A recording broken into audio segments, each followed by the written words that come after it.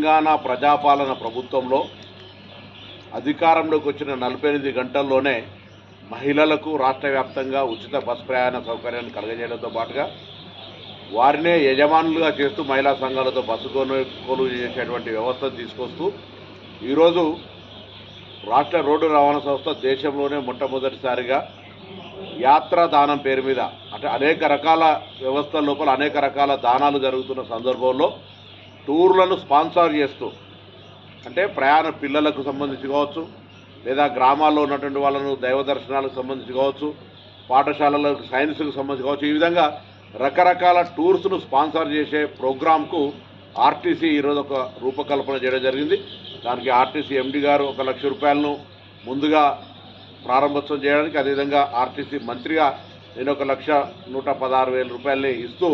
ఈ యొక్క కార్యక్రమాన్ని లాంఛనంగా ప్రారంభోత్సవం చేస్తా ఉన్నాం. పెద్దలు ఎవరైతే కొంత దానం చేయగలిగి లేదా కొంత వివిధ సంస్థల్లో పనిచేస్తున్న వాళ్ళను వివిధ ప్రాంతాలకు పంపాలనుకున్నటువంటి వాళ్ళు ఆర్టీసీ సంస్థ దగ్గర ఉన్నటువంటి వాళ్ళను సంప్రదించినట్టయితే ఆ సంస్థ ద్వారా